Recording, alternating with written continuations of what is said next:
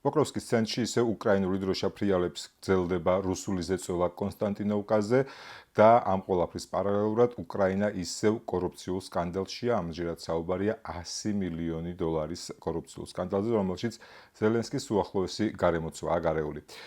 გამარჯობა, დღეს 13 ნოემბერია 2025 წელი, უკრაინაში სრულმასშტაბიანი ომის დაწყებიდან 1359 დღე გავიდა. მე რატი ვარ მუჯერის ჟურნალისტი, თქვენ უყურებთ პროექტს რა ხდება უკრაინაში.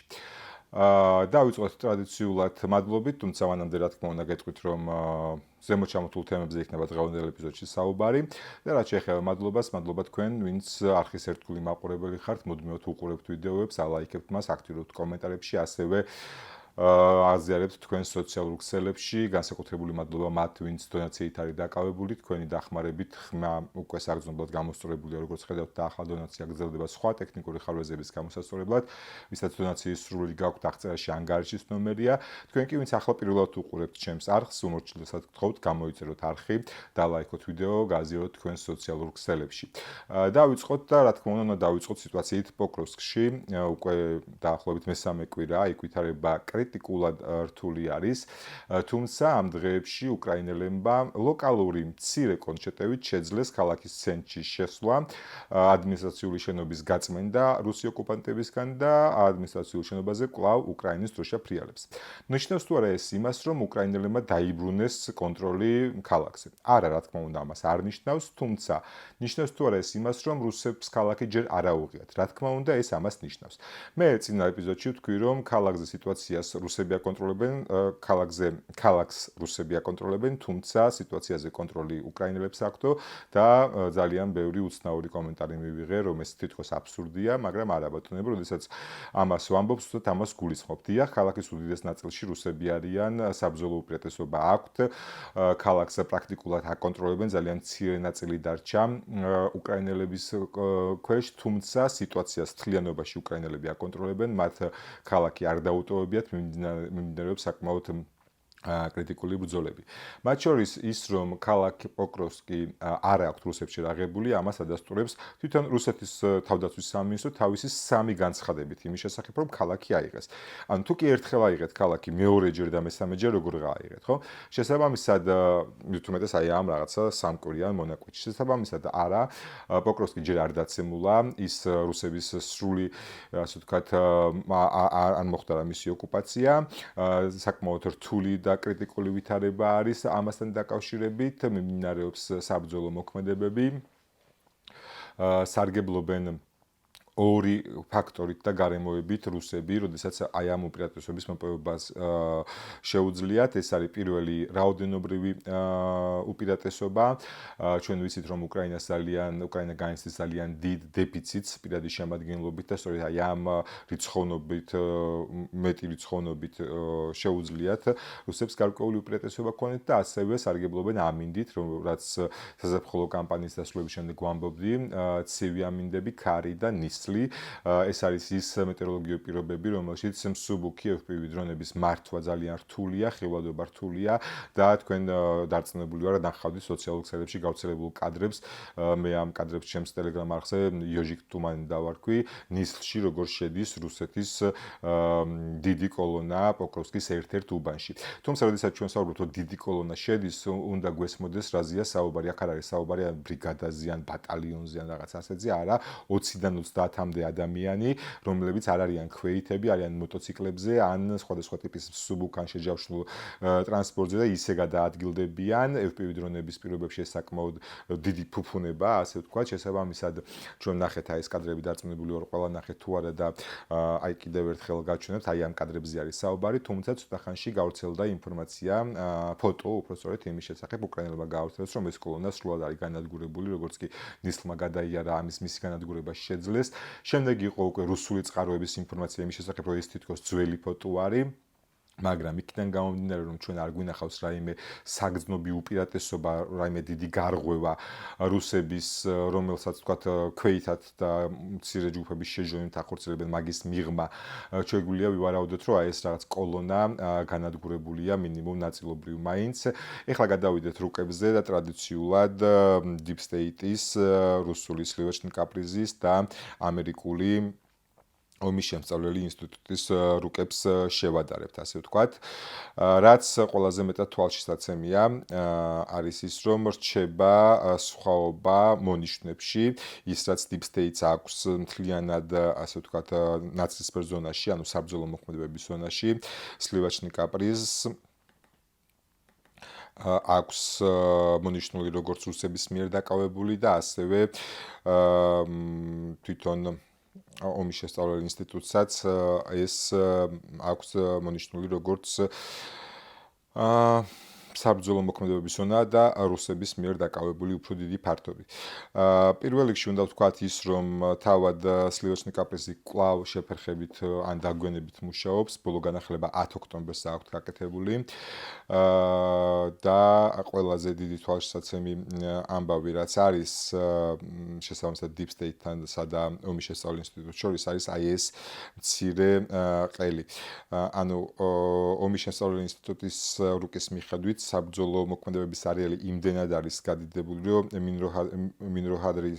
მირნოჰადის გვერდით, სამხრეთით უბრალოდ, აი აქ ყელი ძალიან დავიწროებულია, თქვენ ხედავთ და იმ ჯგუფს, რომლებიც უფრო სამხრეთ აღმოსავლეთით იმყოფებიან, უკრაინელებს უფრო უვიწროვდებათ ყელი გამოსასვლელად და ჯერ კიდევ რჩება აი ეს ავტომობილო გზა იმისთვის, რომ აი აქ მოხდეს ასე ვთქვათ, კონტროლებადი ევაკუაცია, თუმცა ამის შესახებ ჯერ ბრძანება როგორც ჩანს არ არის. საუბარი არის იმაზე, რომ აი Deep State-ის რუკაზე რო გაჩვენოთ, აი დაახლოებით აი ესე არის საბრძოლო მოქმედებების არეალი გაზრდილი, როგორც ომის შესწავლელი ინსტიტუტი საუბრობს. შესაბამისად, აი აქ ყელი არის დაახლოებით, ეხავე გავზომოთ, რამდენი კილომეტრია დარჩენილი, აი დაახლოებით აქიდან აქამდე არის დარჩენილი კილომეტრი, დაახლოებით 2 კილომეტრამდე, კილომეტრი ნახევრიანი ყელი არის დარჩენილი გამოსასვლელად, თუკი ომის შესწავლელი ინსტიტუტის რუკას დავეყნობით, ანუ აი ამ მონაკვეთზეა საუბარი. რაც შეეხება სხვა მხრივ, როგორც გითხარით, სლივაჩნი კაპრის 10 ნომერს აქვს ბოლოს განახლება. თუმცა აქ ჩვენ რა შეგვიძლია, რა ლოგიკა შეგვიძლია დავიჭიროთ. აი თქვენ ხედავთ, რომ როდესაც 4 კლიკში, ასე ვთქვათ, აი ესეთი ცვლილება არის და საკმაოდ დიდი ტერიტორია ჩანს, რომ დიდი ტერიტორიის ოკუპირება მოახდინეს აი ამ 4 კლიკში და ეს შეიძლება აღვიქვათ როგორც 4 დღე. თუმცა თუ კი აი აქ თარიღებს დავაკვირდებით, ეს 4 კლიკით გადავდივართ ოქტომბრის ბოლო პერიოდზე, როდესაც დაიწყეს მასირებული შეტევის პირველი კვირა იყო, ასე ვთქვათ, რუსების. შესაბამისად, შეგვიძლია ვთქვათ, რომ როდესაც საუბრობთ იმაზე, რომ Deep State აგვიანებს ინფორმაციის განახლებას და ეს ასია ნამდვილად ბევრ მიმართულებაზე დაგვიანებული აქვს ხოლმე ინფორმაციის განახლება, რუსები სხვა მეთოდს მიმართავენ, ისინი უბრალოდ რუკა საიძე არ ახდენენ განახლებას და შემდეგ უკვე როდესაც ხდება დიდი ტერიტორიების ოკუპაცია, მერე ხდება განახლება და უფრო თითქოს თვალშისაჩინო, რომ თითქოს უფრო მეტი დაიკავეს ვიდრე რეალურად. მაგრამ ყველაფერი, მოკლედ ეს არის ლოგიკა, როგორც მივხვდი, იმიტომ რომ ბოლო თვენახევარია, 2 თვეა ესე შეფერხებებით მუშაობენ, განახლება არ აქვს ხოლმე 2-3 დღის განმავლობაში და შემდეგ განახლება და რაღაც დიდი ტერიტორიით არის, ასე ვთქვათ, ოკუპირებული. ის რაც თქვათ ამ ეტაპზე აქვს Deep State-ს არის აი აქ სოფელ კორტლანთან რუსების აი ეს გარღვევა, ამაზე არის საუბარი. აი ეს გარღვევა. ხედავთ რომ საკმაოდ შეჭრილი ზონა არის, რაც არც სლივაჩნი კაპრიზის და არც ომის შემსწავლელი ინსტიტუტის რუკაზე არ ჩანს ასეთი. რა შეიძლება ემსახურებოდეს ეს გარღვევა აი ამ აქ უფრო კარგად გამოჩნდება. ეს არის ის გზა, რომლითაც დღემდე ხდება მომარაგება უკრაინული ძალების, რომლებიც განლაგებულები არიან აი ამ ზონაში და აქედან იცავენ, ასე ვთქვათ, პოკროვსკის ამ ნაწილს მსრული ოკუპაციისკენ. და როგორც ხვდები, ახლა რუსები ეცდებიან, სწორედ აი ამ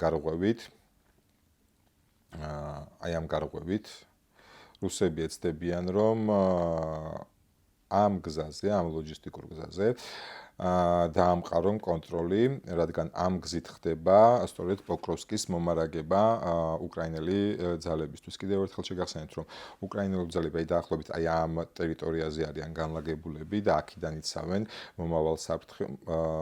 რუსებისგან მომავალ საფრთხეს. ეს არის ძირითადი გზა, რომელიც შემოდის, აქვე არის სარკინიგზო მაგისტრალი და უკრაინელებმა, ასე ვთქვათ, ქალაქის ჩრდილო-დასავლეთით გადაინაცვლეს, აქ გამაგრდნენ და შეტევების მორგერება აქედან ხდება, თუმცა, როგორც გითხარით, ასევე არის ხოლმე შემთხვევები, როდესაც ქალაქის სიღრმეში, ცენტრში, ანუ რუსების კონტროლება ტერიტორიაზე შეიჟონავენ, იქ გარკვეულ შენობებს ასუფთავებენ, მიმდინარეობს წმენდის სამუშაოები, მოკლედ ბრძოლები ძალიან მძიმე და რთულია პოკროვსკიში, მაგრამ კიდევ ერთხელ რუსებს ჯერ ქალაქი არ აუღიათ. ნისლით, რა თქმა უნდა, სარგებლობენ ასევე უკრაინელებიც, არა მხოლოდ რუსები და საკმაოდ ხანგრძლივი პაუზის შემდეგ გამოჩნდა უშუალოდ საბრძოლო მოქმედებებში ჩართული ტანკის კადრი. აი ამ კადრზე არის საუბარი, სადაც თქვენ ხედავთ, რომ უკრაინის შერაღებული ძალების არსენალში მყოფი ერთ-ერთი დასავლური ტანკი რუსების პოზიციებს, რომლებიც შენობაში არიან გამაგრებულები, ამუშავებს და როგორც ჩანს საკმაოდ წარმატებით, აქ საუბარი არის, რომ მოქმედება ხდება როდინსკეში, აი ამ ქალაქში და აქ უკრაინელებს აქვთ მცდელობა, რომ ეს არის დობროპილიეს გარღვევის ნარჩენები, ასე ვთქვათ, და აი აქედან ცდილობენ უკრაინელები, რომ გააფართოვონ კონტროლის ზონა და აი ეს ამ მაგისტრალზე კონდეთ კონტროლი, რომელიც თავის მხრივ დაეხმარება ჯგუფებს პოკროვსკის და მირნოჰრადის მიმართულებით, ასე რომ აი ეს ტანკის, ასე ვთქვათ, მოქმედება სწორედ აი ამ რაიონში შეინიშნებოდა და ეს, ასე ვთქვათ, ნისლის დამსახურება კიდევ ერთხელ ნისლში და ქარში, სიცივეში მსუბუქ FPV დრონებს ძალიან უჭირთ მოქმედება. კიდევ ერთი თვალსაჩინო განსხვავება რაც არის ის, რომ რუსები ვერაფრით ვერ ელევიან დობროპილიეს გარღვევას და არც ერთ რუკაზე აღარ არის დობროპილიეს გარღვევა რუსების კონტროლ ქვეშ, მხოლოდ რუსებმა დაიტოვეს, თუმცა ჩვენ ვიცით, რომ აი აქ არის გადაჭრილი ეს გარღვევა და ამ მთელს ტერიტორიას უკრაინელები აკონტროლებენ. შემდეგი მიმართულება, რომელზეც უნდა ვილაპარაკო, ეს არის კონსტანტინოვკა და ეს ქალაქიც განვიხილოთ სამივე რუკის, ასე ვთქვათ, ფონზე. აქ პრინციპში საგრძნობი განსხვავება არის Deep State-ის, სლივაჩნი კაპრიზის და ომის შემსწავლელი ინსტიტუტის რუკებს შორის. Deep State საკმაოდ, ასე ვთქვათ, მოძველებული ინფორმაცია აქვს, განთავსებული თითქოს ჯერ ისევ სააგარაკე ზონაში, რომელიც აი აქ მდებარეობს. თითქოს ისევ სააგარაკე ზონაში მიმდინარეობს საბრძოლო მოქმედებები, რაც სლივაჩნი კაპრიზისგან აბსოლუტურად განსხვავდება და აქ ჩვენ ხედავთ, რომ უკვე დასახლებულ პუნქტში არიან შესულები კონსტანტინოვკის და ასევე იგივე დაახლოებით უფრო რთულიც კი, ვიდრე სლივაჩნი კაპრიზის სიტუაცია არის ომის შემსწავლელი ინსტიტუტის რუკაზე. აი ეს ვარდისფერი ყვითელი ზონები ნიშნავს იმას, რომ ახალი შეტევა ვითარდება რუსული ძალების ქალაქ კონსტანტინოვკაზე, ხოლო ყვითელი ზონა არის ის, რაც საბრძოლო მოქმედებების არეალში არის. როგორც ხედავთ, საკმაოდ ესეთი გაძლიერებული არის ზეწოლა ქალაქ კონსტანტინოვკაზე და მართალია, აი აქ Deep State-ის რუკაზე ჯერ ისევ სააგარაკე ზონაში მიმდინარეობს საბრძოლო მოქმედებები, მაგრამ თვითონ უკრაინული წყაროებიც უკვე აღარ და ვეღარ მალავენ იმას, რომ ქალაქში გარკვეული წნეხი, ქალაქზე გარკვეული წნეხი არის. აი ეს არის კადრები, რომელსაც ახლა თქვენ უყურებთ.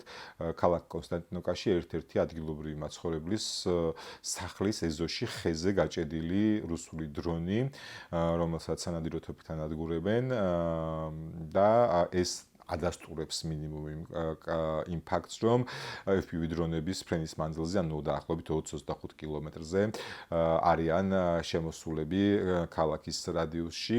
გარდა ამისა, გავრცელდა კიდევ ერთი ვიდეო კადრები, სადაც რუსული კოლონა ნადგურდება. ეს კოლონა ცდილობდა შეღწეულიყო იერიშიმეტანა ქალაქ კონსტანტინოვკაზე ასაღებად ქალაქში შესაღწევად, თუმცა როგორც ამ კადრებში ხედავთ, ეს კოლონა უკრაინელების მიერ მოგერიებული არის. აქ რუსები ისევ ნისლის იმედზე იყვნენ, რომ სწრაფგარღვევას მოახერხებდნენ ხილვადობის გართულების გამო, თუმცა ეს როგორც ხედავთ ვერ მოახერხეს. აი რუკაზე რომ გაჩვენოთ აი ამ კოლონის განადგურება დაახლოებით ამ კადრების მიხედვით აი ამ ზონაში მოხდა. ეს ზონა სლივოჩნი კაპრიზის რუკაზე აი აქ არის. ხოლო რაც შეეხება ომის შესწავლილ ინსტიტუტს, აი დაახლოებით აქ არის განადგურებული ეს რუსული კოლონა. შესაბამისად, კონსტანტინოვკაზე, როგორც ერთ-ერთ წინა ვიდეოში ვივარაუდი, ახლა მთელი ზეწოლა წავა კონსტანტინოვკასა და ისევ კუპიანსკზე და სწორედ ამ ორ ქალაქზე ეცლება მთელი ზეწოლის გადატეხას ასე ვთქვათ, რუსული არმია, იმიტომ რომ კუპიანსკის მიმართულებაზე დაახლოებით აქაც ძალიან დიდი ხანია, ერთი წელია დაახლოებით აქაც ცდილობენ ქალაქის აღებას, თუმცა ჯერჯერობით სიტუაცია დაძაბულია, მაგრამ არა ისეთი კრიტიკული, როგორც პოკროვსკიში მაგალითად და კონსტანტინოვკა კიდე იცით, რომ იმ სამი ქალაქის აგლომერაციის შემადგენელი ნაწილია, რასაც ქვია სლავიანსკი, კრამატორსკი, კონსტანტინოვკა, ეს არის საკმაოდ გაძლიერებული და გამაგრებული ფრონტის ხაზი, რომლის უკანაც უკვე დონეცკის ადმინისტრაციის საზღვრამდე, ასე ვთქვათ, მინდვრებია, არ არის აქტიური დასახლებული პუნქტები და შესაძლებელი იქნება იქ უკვე სწრაფი გადაადგილება რუსების მხრიდან, ამიტომ ახლა დაიწყება სწორედ ბრძოლები ამ, ასე ვთქვათ, ქალაქებისთვის. ახლა გადავიდეთ კუპიანსკზე, თუმცა მანამდე შეგახსენებთ, რომ თუ კი არხი არ გაქვთ გამოწერილი, უმორჩილოსად გთხოვთ, გამოვიწერეთ არხი და ლაიქით ვიდეო, გააზიარეთ თქვენ სოციალურ ქსელებში, აქტიურეთ კომენტარებში. გადავიდეთ კუპიანსკზე, აქაც სამივე რუკას დავხედოთ. ვითარება პრაქტიკულად სამივეზე ერთნაირი არის, ერთადერთიაც განსხვავება არის Deep States არა აქვს აღნიშნული, აი აქ კიდევ ერთი ასე ვთქვათ, გარღვევა რუსული, თუმცა ქალაქის სამხრეთ აღმოსავლეთ ნაწილი კვლავ რჩება საბრძოლო ზონების გარეთ. იგივე სიტუაცია არის აქაც სლივოჩნი კაპრიზის რუკაზე და იგივე სიტუაცია არის ომის შესწავლილი ინსტიტუტის რუკაზე. ერთადერთი რაც ომის შესწავლილი რუკაზე არის დატანილი, აი ეს ზონა, აქ არის რუსეთის უპირატესობად აღნიშნული, აქ საუბარი არის აი ამ ზონაზე. აი ამ ზონაზე აქ არის აღნიშნული ომის შესწავლილი ინსტიტუტზე, რომ აქ აქვთ საბრძოლო უპირატესობა რუსებს. ხო, ასეთი ვითარება არის კუპიანსკში, ასე ვთქვათ, და ჩვენ პრინციპში სამივე, ასე ვთქვათ, ცხელი წერტილი, რომელიც ახლა არის უკრაინის აღმოსავლეთ ფრონტზე, განვიხილეთ, კიდევ არის ცვლილებები ზაპოროჟიეს მიმართულებით, ისევ და ისევ ნისლის გამო, როგორც უკრაინის გენშტაბი ამბობს და ადამიანური რესურსის სიმცირის გამო, ისინი იძულებულები გახდნენ უკან დახეულიყვნენ და ზაპოროჟიეს ოლქში სამი სოფლიდან გავიდნენ ორგანიზებული გასვლით, ასე ვთქვათ, უკან დახევით, რაც ავტომატურად იმას ნიშნავს, რომ რუსებმა ეს სამი სოფელი პრაქტიკულად ბრძოლის გარეშე აიღეს. აი ესეთი იყო ზოგადად ფრონტზე მდგომარეობა. კიდევ ერთი სიახლის შესახებ მინდა გელაპარაკოთ, ეგრეთ წოდებული დრონების კედელი. საუბარია ფრანგულ კომპანიასთან, უკრაინის თანამშრომლობაზე, რომლის მიხედვითაც ახალი ჰაერსაწინააღმდეგო ბრძოლის სისტემა შეიძლება საენერგოს, აქ საუბარი არის უპილოტო საფრენ აპარატებზე, დრონებზე, რომელიც ხელოვნური ინტელექტით იქნება მთლიანად აღჭურვილი და იმუშავებს ხელოვნური ინტელექტის დახმარებით. აქ იგულისხმება შემდეგი რაღაცა, რომ იქნება სახმელეთო ბაზირების უპილოტო დრონები, რაღაც ტერიტორიაზე იქნებიან ბაზირებულები, რამდენიმე ასეული ერთდროულად და როცა ლოკატორი აღმოაჩენს ობიექტს, რომელიც მოფრინავს უკრაინული ქალაქების დასაბომბად, იქნება ეს დრონები თუ საუბარია ასევე სხვადასხვა ტიპის შესაძლო სხვადასხვა ტიპის რაკეტებზეც. ეს დრონები, როდესაც ლოკატორი დააფიქსირებს, ხელოვნური ინტელექტით აღჭურვილი დრონები ერთდროულად აფრინდებიან და ეგრეთ წოდებულ თითქოს ესეთი დანაღმულ ცას გააკეთებენ კონკრეტული ლოკაციის თავზე, ხელოვნური ინტელექტი გამოითვლის შემტევი ობიექტის ტრაექტორიას და საუკეთესო ადგილს ჩასაფრებისთვის გაკეთდება, ასე ვთქვათ, დანაღმული ცა, პირობითად რო დავარქვათ და მასზე შეხებით აი იმ მონაკვეთზე დაჯახებით ჰაერშივე განადგურდება შეტევის ობიექტი, ხოლო ამ დრონებს ექნებათ მცირე მუხტები, რომელს აფეთქებითაც განადგურდება შემტევი დრონი და ის დრონები, რომლებიც როგორც ვთქვით, რამდენიმე ასეული უნდა აფრინდეს ამისთვის, ხო? ამ რამდენიმე ასეულის აფრინის შემთხვევაში თუ კი რომელიმე დრონი გადარჩა და არ შეეწირა ქალაქის თავდასხმას, მე დაბრუნდება ისევ ბაზრების ადგილზე. აი დაახლოებით ესეთ სცენარზე არის საუბარი, ნახოთ ამისგან რა გამოვა, როგორც ამბობენ უკრაინაში მცირე სატესტო ვერსიები ამისთვის უკვე განხორციელდა წარმატებით, თუმცა აქ იყო საუბარი იმაზე, რომ რამდენიმე დრონი, არა ასეულობით, არამედ რამდენიმე დრონი იყო აღჭურვილი ხელოვნური ინტელექტით და აი სამიზნეს აღმოჩენის და მისგან გაფრენის, ასე ვთქვათ, ავტონომიური გაფრენა შეძლეს და გაანადგურეს სამიზნე. ახლა როგორც ჩანს, უკვე ეს ყველაფერი მასიური უნდა გახდეს და პრინციპში ბრძოლის ველია ცოცხალი პოლიგონი, ასე ვთქვათ, და აი ამ სისტემებსაც დატესტავენ, როგორც ჩანს, ნახოთ ამისგან რა გამოვა.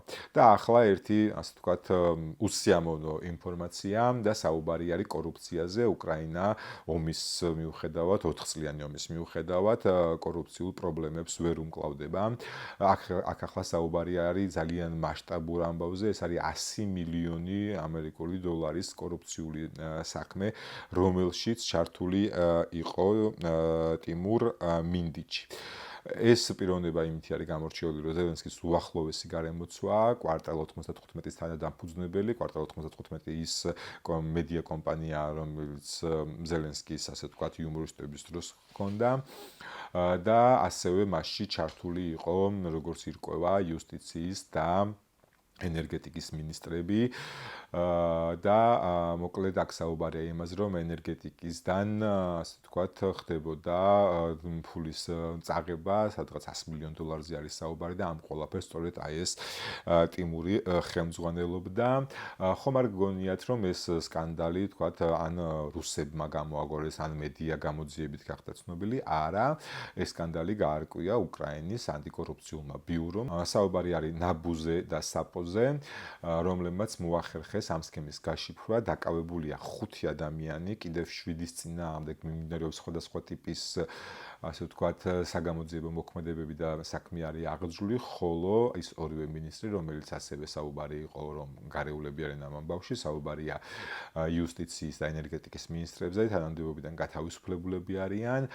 ეს რას გულისხმობს? ეს გულისხმობს იმას, რომ უკრაინას კი აქვს კორუფციული პრობლემები, თუმცა ამასთან სახელმწიფო ინსტიტუტები მუშაობენ და მის წინააღმდეგ იბრძვიან. ნაბუ შეგახსენებთ ის ორგანიზაცია, რომლის გამოც გაგანია ომის დროს უკრაინაში კიდევ ერთხელ გაიმართა საპროტესტო აქცია.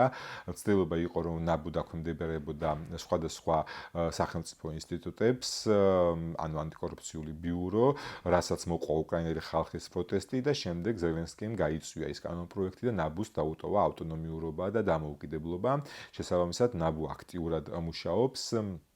ასევე საუბარია იმაზე, რომ კორუფცია სახელდება მთავარ პრობლემად უკრაინისთვის, მათ შორის ევროკავშირთან ინტეგრაციის გზაზე და ბოლო ანგარიში სწორედ ამაზე არის ხაზიგასმული ევროკავშირის მხრიდან, რომ უკრაინამ ეს პრობლემა უნდა მოაგვაროს. არის თუ არა ამ ყველაფერში ზელენსკის წილი, ასე ვთქვათ. არ ვიცი, ვისაც უნდა რომ სჯეროდეს რომ არის წილი, ის დაიჯერებს რომ არის წილი, ვისაც უნდა სჯეროდეს რომ არ არის წილი, ის არ დაიჯერებს. ფაქტი ერთია, სკანდალი სახეზია, რეაგირება სახეზია, დაკავებულიები არიან საკმაოდ მაღალი თანხმობის პირები, მათ შორის თვითონ ამ ნაბუმ და საპომ გააკეთეს განცხადება, რომ ტიმურ მინდიჩი არის ჩართული ამ საქმეში, ანუ არავინ მოერიდა ამ ამბავს და ასე ვთქვათ ზელენსკიზე ხელის დაფარებას. ვნახოთ ეს საქმე როგორ გაგრძელებას იპოვის. ყოველ შემთხვევაში ეს არის ფაქტობრივი მოცემულობა, რომელიც არსებობს და რომელიც ძალიან სამწუხაროა. დღეისთვის მოკლედ სულ ეს იყო, ასეთი ეპიზოდი გამოვიდა. მადლობა ყურადღებისთვის, მადლობა ყველას, ვინც იაქტიურეთ კომენტარებში და ლაიქეთ ვიდეო, გააზიარეთ თქვენ სოციალურ ქსელებში. თქვენ კი ვინც ახლა პირველად უყურებთ ამ ვიდეოს და ამ არხზე პირველად ხართ, გთხოვთ გამოიწერეთ არხი და ლაიქეთ ვიდეო, გააზიარეთ თქვენ სოციალურ ქსელებში. არხზე მიმდინარეობს დონაციაც, დონაციის მსურველებს შეგახსენებთ, რომ აღწერაში ანგარიშის ნომერია, ნებისმიერი თანხის ჩარიცხვა არის შესაძლებელი.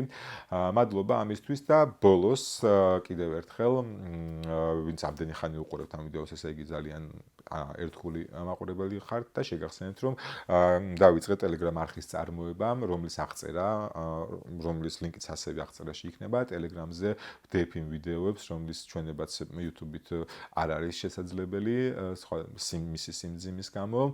Telegram არხების ძირითადი თავის ტკივილი ის არის, რომ ძალიან ხშირად ხდება განახლება ინფორმაციის და ყველას, ასე ვთქვათ, გაჩუმებული აქ და რაღაცა პერიოდულობით ნახულობენ ხოლმე. მე ჩემი Telegram არხი არ არის, ასე ვთქვათ, მოწოდებული იმაზე, რომ იყოს ოპერატიული. უბრალოდ დღის ბოლოს ვაგროვებ ვიდეოებს ფრონტნა, რა თქმა უნდა და ძალიან მოკლე მცირე აღწერით ვდებ არხზე, ასე რომ ვისაც გაინტერესებთ თვალყური ადევნოთ და არ გაქვთ დრო და სურვილი რომ რაც ყოველწამიერად განაახლოთ ეს ინფორმაცია და დღის ბოლოს გინდათ უბრალოდ გაიგოთ სად რა მოხდა, შეგიძლიათ შეხვიდეთ არხზე, ჩამოსკროლოთ და ნახავთ იმ ძირითად კადრებს, რომელიც ფრონტზე არსებულ ბრძოლებს ასახავს და მათ შორის საკმაოდ მძიმე კადრებიც არის სამწუხაროდ ის რაც ომის თანხლებია. მოკლედ დღეისთვის სულ ეს იყო, მადლობა დროებით ნახვამდის.